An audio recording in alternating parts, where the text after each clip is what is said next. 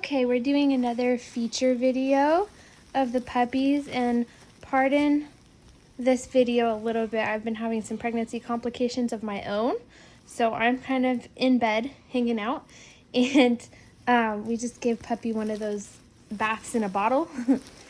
This is our brown, you said she's a female? It's our female. And she is huge. Oh my goodness. She's a light brown. She's light brown. Can you show them how big she is compared to your forearm? Like, so, because this doesn't quite translate on video. Curve your arm really good. Yeah. Okay, look. So if we stick her nose right at your forearm, she's going clear out into his hand. Yeah, she's a right big there. girl. That's how fast these English Mastiff puppies grow. We're gonna have to do like a video showing an English Mastiff puppy growing from like a baby to a big dog. They have to, you know, be small enough. She had to fit in her mommy's tummy, and her mom's not the biggest dog in the world. She's big because she's an English Mastiff, but she's not as big as some of them. Yeah. And her daddy is really big, but she had to fit in that tummy with 14 brothers and sisters plus her. That makes 15. So they had to be smaller when they came out. But you might wonder, how do English Mastiffs get to be so big? It's because they have an incredible growth rate. They just grow so super fast. So she's already, if you can tell, here's my elbow. So if I try to put this by her face, she's about almost as long as my entire forearm and hand. That's how big she is now. She's probably over a pound now. I asked for a puppy to cuddle with while I'm in bed, not feeling good with being pregnant. And then I realized she's of that age, she would probably go to the bathroom on me. So that's why I requested a puppy pad. Okay, her little face. They're this big already, but their eyes aren't open yet. Can you get a good view? Here. We can't see it too well. Can you kind of hold her into the light? Here. Hold her the other direction for us. Here, baby girl. Okay, thank you. Here, baby girl. Hi. Welcome to the There's world. our sweetheart. Let's see if we can show her in the light. She's here. She's got that nice, big, blocky face. She's going to be beautiful. Like, she already is. maybe we should keep this one. Or maybe we'll let this be. Yeah, good girl. We have one or two of the puppies are reserved already, but they haven't picked out their specific puppy. But I know there's definitely a Brindle female that's reserved, so I don't know. So you better get your deposits in quick if you want to beat them to the pick of the litter. Is this the biggest girl?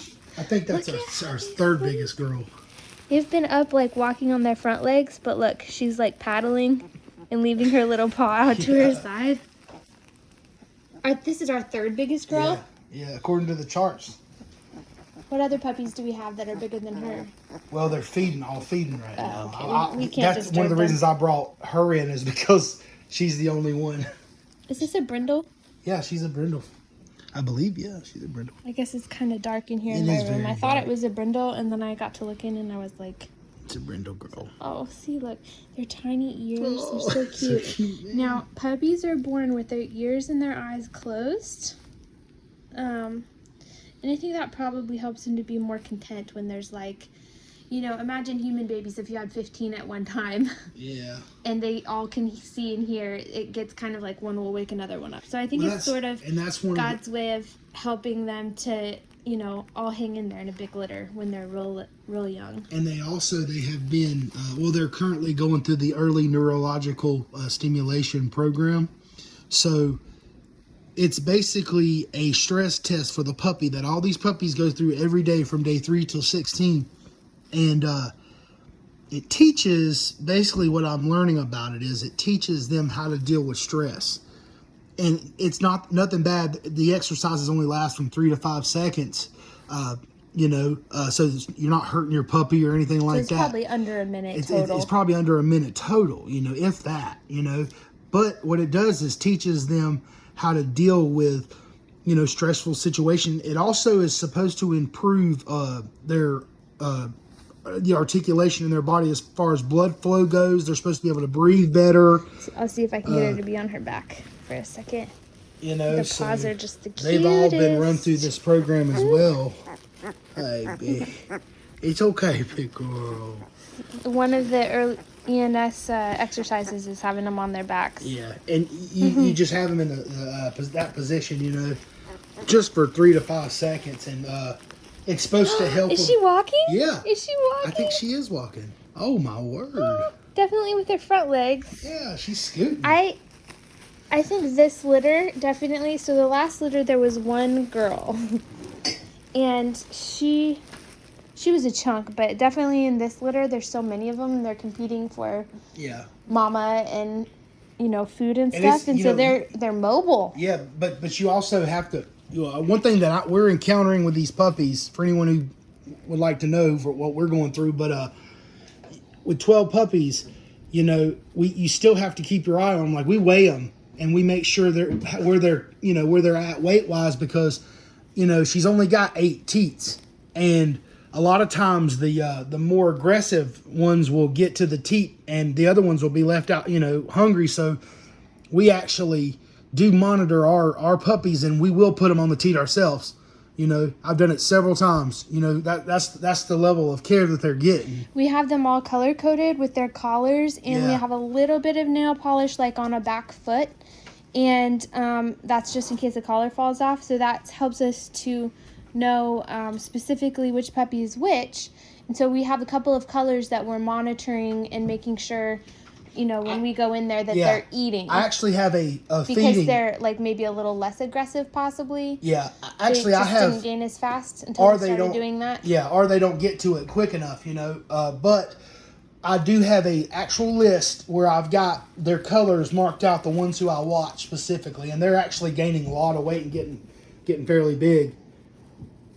Yeah, since you've started doing that. Yeah, since I've started, intervening like that. I mean. We had puppy formula and stuff on hand, but number one, they don't love it. And number two, their mom is such a good mom. She will take care of all of her puppies. Yeah, I mean, she's not happy when we take them all away. Yeah, she's very... you need to leave her with some puppies. Yeah, she loves her pups, no doubt. We want to make sure that they all survive, so that's why we're watching them so close, just so you can understand the level of care. Like, we don't just have these puppies and their mama in a room where we don't monitor them. I mean, we're watching them all day. I'm paying attention to everything that's going on. We make sure that it's very clean in their room. I clean it every day, multiple times a day. I clean up in there, and they're in a room in our house. In the room in our house, yeah. But we're only doing that because we would rather keep an eye on these pups like this, and we're in Indiana, and it's in the summer, and it's really hot here. If you've never been here, it gets hot, just like it gets cold. And these puppies can't regulate their body temperature at this moment.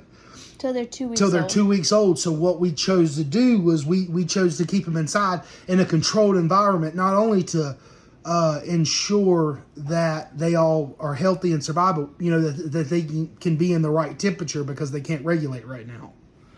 So we didn't want to take any risks by putting them in our other kennel facility. So my husband's been getting up during the night whenever he hears something and checking on the puppies. Yeah. And we were initially, one of the reasons why we had him like right here with us, like all of our dogs have indoor access, so it's not like, I mean, we say we have them in the house with us because, but all the dogs have indoor access and usually outdoor access too. Yeah. They whatever they want to, for their own little yard. Yeah, whatever they choose to utilize. But one of the reasons we wanted them so close to us was, we wanted to make sure the mom didn't lay on the puppies, and we could intervene if something like that happened.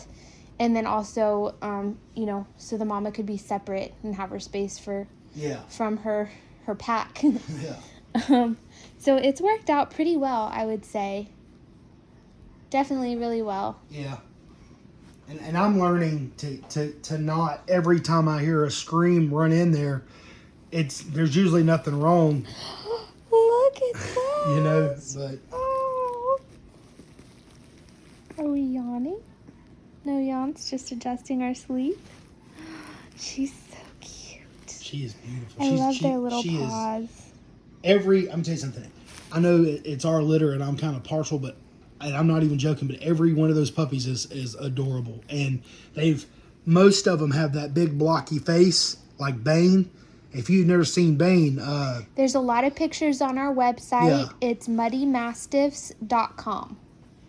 And you can check the gallery. I think there's also pictures on his personal page, but definitely check the gallery. Yes, definitely go to the website. And we'll probably we did upload just a short size comparison of him to the YouTube channel, but we need to get some of our other videos uploaded of the bigger dogs. Yeah. So far we've been mainly uploading stuff with the puppies and the kitten and stuff. I have a really cool video that is me walking our 2 biggest dogs in the backyard. Let me put a disclaimer out there. She's walking them. I'm small. However, she's very small, and we have the dogs that we have. We did not raise from puppies, so we work with them. You know, they're not like perfectly trained. I'm not saying that we're master trainers, but I do work with them every day and take care of them, and they've come a long way than what they were when I first got a hold of them. Well, I posted that story kind of in our About Us section on Muddy Mastiffs on our website. So I'm an experienced breeder. My dad and I raised Labrador Retrievers when I was a teenager, and my dad's, from a farm, and we used to live on a farm and all that. So he had experience and brought me into it, and then I did a lot of it for many, many years. And then I went to finish my college and became a teacher, and I kind of took a break from the Labrador Retrievers. Look, her little tongue is sticking out. And, I moved away from home, and so I'm getting the signal to quit my story. Because you just interrupted me and distracted me in the middle of my story. You got to hit that. I'm distracted now. So anyway, I was just saying, babe, you don't have to tell about your whole life story. There's a purpose to the story. I moved away from home, so I couldn't keep my Labrador Retrievers. My mom isn't an animal person. My dad wasn't at home a lot. So anyway, so it was about a 10-year span that I didn't have any dogs, even though I love dogs. And here, fast forward, I finally got my own house and my teaching degree and everything. And so having experience, I went ahead and adopted Mastiffs that I knew had fabulous pedigrees, but they just couldn't stay in their current home. Like, for example, our stud Bane, he came from a home that was fabulous, and he had been to puppy school and everything, and they had 4 little kids, but they were moving, and it wasn't going to be, the ideal living situation for him. And so I was able to take him on. So he's a great dog. He's well trained. But of course I didn't have him ever since he was a puppy. So there's a little bit of that, you need to do your own training in order to fully trust your dog. So, the puppy is so cute. But he's a fabulous dog. I just love him. And then 2 of my girls, the puppy's mama and her sister, I got from their breeder. The breeder had a back surgery or a back issue, and they hadn't been able to advertise like normal, and they had been from a really large litter, just like we've just had. And so they had these puppies' mama and her sister left, so they still needed training for sure. And so I adopted them as adults, still needing training. Got good tips from their breeder, and then I worked on that, and then of course Jason came into the picture and he's worked on that. And then Harley, she's our newest girl, and she is absolutely gorgeous, and she was well trained and everything, but she wasn't able to stay with the family that had her. So that's the story there. My husband looks annoyed that I've just told you the story. Quit making me out to be a monster, honey. Okay, I'm sorry. So anyway, this is giving you props. Like, my husband is a strong, very strong guy. He's a veteran. And so the dogs turned out, they help with his PTSD. Yeah. They give him something to do, not like he needs anything else to do, but, it's another project to do. And he's really good with training them because he has that strength. So people who have Mastiffs will know, even if you have a well-trained dog, it's going to go through a stage where it maybe forgets some of the stuff that it knew, and you have to remind it. And by that time, they're really big. Well, and I mean, so, I wouldn't say... It's like an adolescent stage, kind of. I wouldn't say that they forget. It's just... It needs to be reinforced. Mastiffs, what I've learned from Mastiffs, and I'm not an expert by any means, but just what I've learned, because I have done a lot of research. You can ask her that, for matter of fact. I really study the Mastiff breed. It's taken me a long time to find actual resources because there's a lot of material out there on Mastiffs. But as soon as you start reading, like we ordered this book from Amazon about Mastiffs, and the spelling was incorrect. I mean, the sentences were like, didn't even make sense. The sentence structure was crazy, and it was just giving contradictory advice. And so it took us a while before we found some Mastiff info, some good solid Mastiff info. From what I understand and what I'm experiencing right now, they're creatures of habit. You have to put them on schedules, and that's why a lot of breeders that they're very sensitive. Yeah, they're very sensitive, and that's why a lot of breeders that I've talked to, they don't free feed. Because there's obviously a couple reasons why you whatever you choose to do. I'm not telling you what to do or what's better. We free feed, but we free feed actually. But a lot of breeders I've spoken to recommends that they should have fixed meal times because it helps enforce their schedule. And, you just have to find also what I'm experiencing is you got to find what rewards suit the dog. So we have, 4 Mastiffs here. We have our stud Bane, and, we have our 3 females, Mama Nina, Nola, her sister, and Harley. And Harley is more food oriented. Then Bane is more praise. All Bane wants you to do our study. He just wants you to sit down so he can love on you. That's all he wants to do, And he thinks he's a lap dog, And so you have to find out what motivates the dog, especially with these Mastiffs. It's just what I'm experiencing a little bit. But yeah, I mean, I guess it all differs, so. But. So essentially what we've done is bring our experience. I've brought my experience with Labrador Retrievers, and I had briefly started into Mastiffs before I went away to college. So I brought that experience into this, and then Jason's bringing his strength and his experience and wisdom, as a veteran. And so we're combining all of that, and we've noticed there aren't that many resources for Mastiffs. Yeah. And that's one of the reasons why we're trying to put together a series of videos. We've started our own website that we actually own, so we can compile stuff for you. And we've started a YouTube channel. And we do have a lot of expertise, but we don't know everything. So we'll be posting as we learn. And, we're interested in learning from you as well. And we're giving the puppies the best foundation that we possibly can. Yeah, believe that. You can believe that one. Whoever gets these puppies gets a home-raised puppy that's had early neurological stimulation. And what were the benefits of that? Did you tell them in this video? Yeah, I did. I remember improved circulation, blood flow. It cuts down on timidity, helps them in stressful situations. They're also supposed to be a little easier to, when it comes to training, they won't get stressed out as much. So we're trying that, and we're interested to hear back, from the people who purchase our puppies to let us know how it affects them later on in life. Most breeders that I know don't do this, so I don't I really don't think know that I've ever had a dog that's had the benefit of early neurological stimulation. I mean, I never knew anything about this until recently, and at first I thought it was a joke, but then I started, researching it for myself online, and it's no joke. It's no joke. It's really to help benefit the life and the way that the dog views interactions. And to me, this should allow them to socialize easier.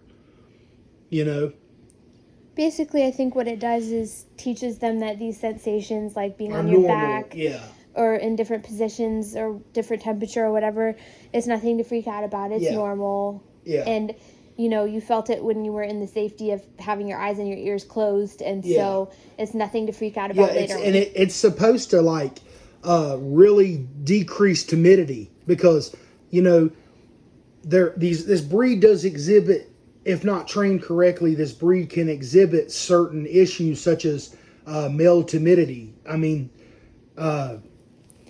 it is let's go back in history. It was a working dog for war, and it was also a guard dog. Yeah, well, I mean, and then they bred it to be more of a good tempered dog over the years. They tried to breed the aggression out as best they could, and the normal English Mastiff, if he comes from a good breed line, he's not going to be like that unless he's put into a position where he feels like he has to protect his humans or his family. That's a different story. But for the most part, they are good-tempered dogs. But it also really depends on how you socialize the animal too. And so you have aggression on the one end of the spectrum of if you have a dog that has poor behavior issues. But then you also have, I think in most breeds, I think dogs and cats, there's going to be individuals that maybe didn't get the correct socialization and they're very timid. Yeah.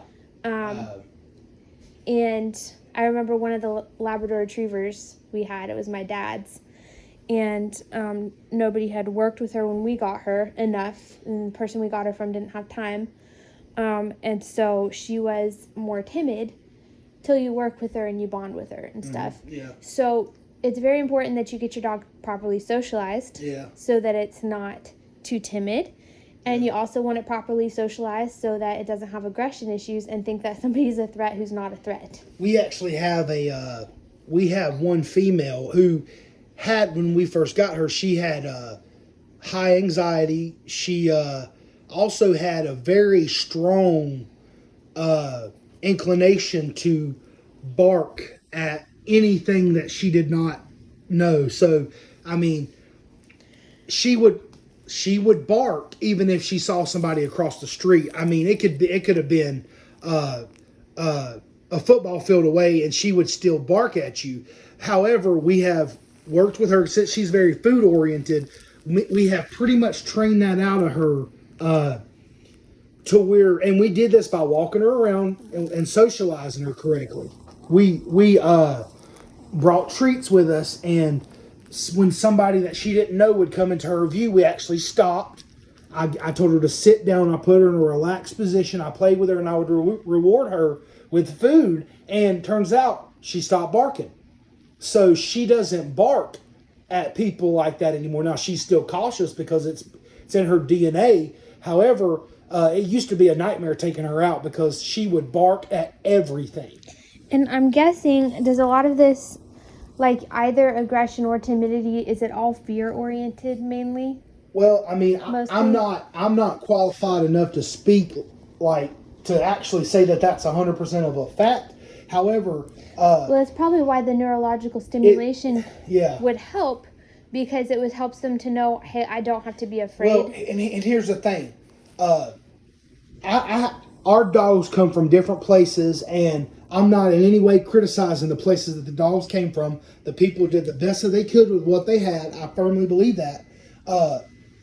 But what I will say is this: I have two dogs, two females.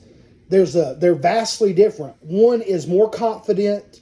One is more alpha. She's more outgoing, and she's more loving. And that's because she was raised with human interaction since she was a puppy. We have another female, however, who she's a sweet dog, but she doesn't even lick. She won't even lick you. She was pretty much a leftover puppy that nobody wanted, and she wasn't worked with. And so you can tell a vast difference between those two dogs. You really can. Like Nola, it took me a long time to get her to even come around me. She was very scared of me. She never barked at me or anything. She just was very weary of me, but look at this cuddle bag. I know, she's cute, isn't she? She's People so don't want to cute. hear me talk. They want to see that puppy. Now, a lot of Mastiffs. You'll get your food. I have tried to not let this happen in my house, although it did happen in our guest room. A lot of Mastiffs like to be on the bed with you. And from what I see on Facebook, they are bed hogs. So they're so cute. Right now, this puppy is so adorable and it's so tiny, and I am just soaking up every minute. But I can just imagine her in her future home, up on the bed, hog in the bed, and she's going to be huge. So just be prepared for that. I would say I would say this is a lot easier said than done, and I'm probably guilty of maybe not following through on what I would like to be the rules, because I have let dogs on the couch. But whatever your desired rules are for when your puppy is big, you might want to start the training for that when the puppy's small. So if you're like, I have a single bed and I have to fit in it and there's no room for a dog, you might not want to let the dog on the bed, when it's smaller, because just for they get big and they don't realize how big they are. But remember to tell everybody that they will be crate trained.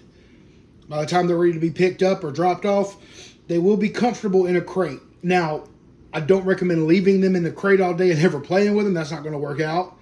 However, it gives you, if you're not, you should be prepared to take the Mastiff into your home. We'll start them on crate training with like a mat or a blanket in there. And but you should be aware that you just can't leave these dogs in a crate all day. It's not healthy, and they grow very big. So at least it's teaching them that they have their own space. They have a little den that they can burrow in. Well, and the way that we're going to start them on crate training is basically what you do is you maybe, when they're real small, maybe you want to move 1 or 2 crates in, and they can bundle together in there. Yeah. And you leave the doors open at night. We have a whelping room for them. And then, maybe you move in a crate for every puppy. Yeah. And leave the door open. And then after they have learned... Oh, the kitty's going for my food. Oh, no kitty. No kitty. Thank you. I'm doing this meal service. I'll have to post a review about it later. They look really yummy. I'm jealous, actually. I'm liking them so far. They're good. So, what was I saying? Oh, so you get the puppies to understand that, hey, you're still in a safe place. We're not locking you in there.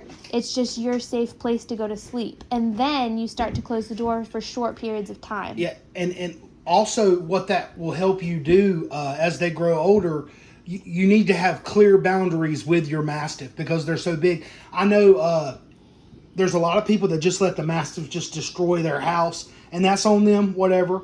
But if you don't want that to happen, you need to start. It starts teaching the puppy, hey, this is my space. This is they're comfortable with it, and you put a boundary up with them. If you want them to respect your furniture, because let me tell you something, these animals will destroy. They can destroy your house in one evening. It's possible. Now ours don't do that, but we're careful with what we allow. Yeah, but that's why they don't do that. It's because we're careful with what we let them get. That. She's cute. Do you guys see this? Look how low battery. Oh dear. It's time to eat. All right, yeah. I think we're gonna let Puppy go back to Mama. Yeah, come on, baby. And all right, you guys have a good night. She's super chill.